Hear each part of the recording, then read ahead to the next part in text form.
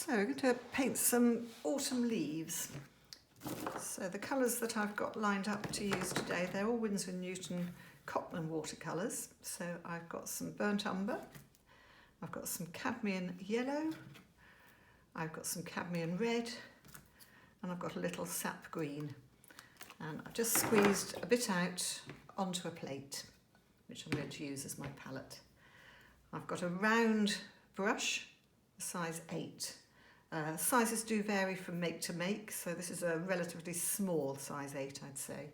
I like a round brush because you've got the point that you can do things with, plus it will also carry quite a lot of paint. The other thing I've got is I've obviously got some clean water, and I've got a little squirty bottle of water and a paper towel. So I've just roughly sketched out on this piece of watercolour paper some vague shapes of autumn leaves just in a watercolour pencil. And what I'm going to do to start with on the first one is I'm just going to completely wet the shape, and then I can drop the colour in. So this is quite a useful thing to do if you're working in a fairly warm environment where the paint will dry quite quickly. But it also allows the paint to mix on the paper. So I can just see the sheen where I've got all of that shape of that leaf wet. And I'm going to start with a bit of the red. So just mixing a bit on my plate. A dinner plate works very well for this. And I'm just going to drop it in, and it will just move to find where it wants to go. I'm going to mix into that a bit of the yellow and let them just join on the... So just going back, mixing them as I go and letting them sort of see what they want to do on the page. What this will create is it will create quite a hard edge because I've wet the shape first. So I'm now going to just roll it all out, a little bit of this lovely brown, the umber, and pulling it down into... I'm going to worry about doing the veins later, so for the moment I'm just painting it over the whole shape. So I'm just going up into the top there, maybe do a few little pointy bits coming off the side, keeping it fairly simple, and just making it match up the side here. I would have a leaf in front of me normally, but the ones that I picked a little while ago have all got rather dry. But I'm not worried too much about accuracy. It's more just to get that effect of the colours of an autumn leaf. So the colours are all blending together and they'll find their own way. Outlining with a watercolour pencil is a good idea because you don't end up with a hard pencil line. So I'm just going to move the paper around a little bit just so the colours can run into each other and create a bit of a blend. So as you can see, that's quite wet.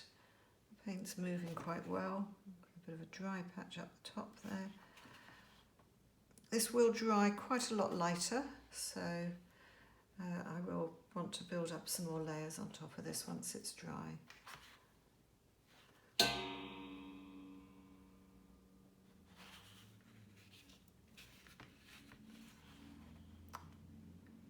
Love watching paint run. Right, so I think I'm probably going to leave that one for the moment and let that dry.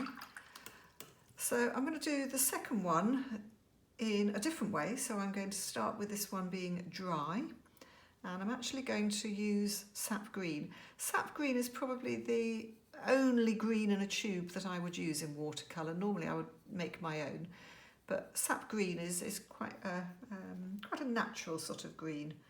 So I'm just going to,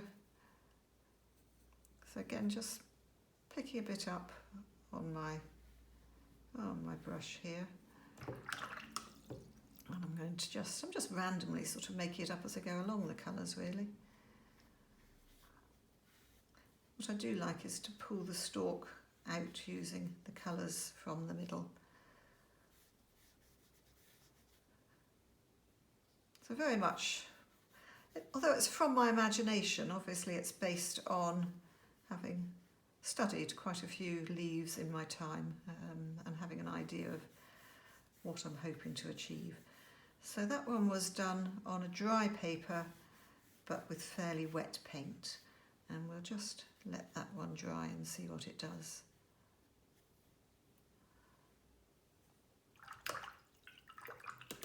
Quite liking just the green and the yellow. Now I can see on this top one that I've got the paint really beginning to pool a bit, so I'm just going to, I think with watercolours you've always sort of got to keep an eye on it and see what it's doing. So but because I've wet the shape of the leaf, the paint is not travelling outside of that shape.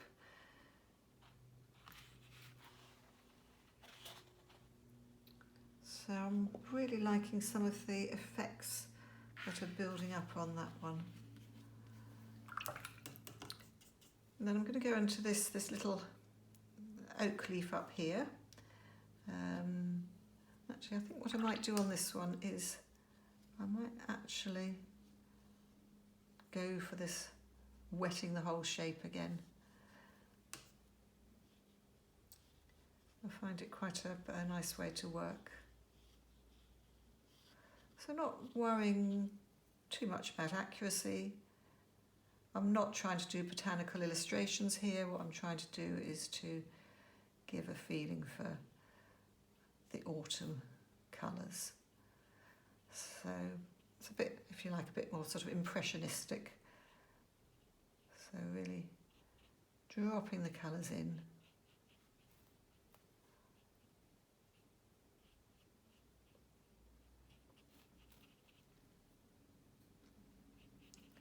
So really just using the brown and the red here. Quite wet.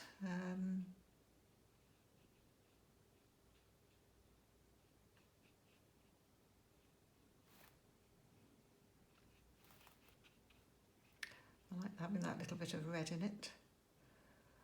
I'll put a little bit of the green in it. Sorry, not the green, the yellow in it, just to make that a bit more interesting.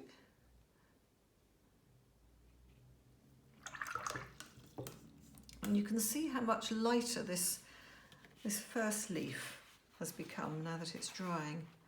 So I've still got too much water, I think, over on the side there. So I'm just, once again, going to just shift that around. So that's just running around the shape of the leaf, both the leaves. So obviously my oak leaf is also now blending out.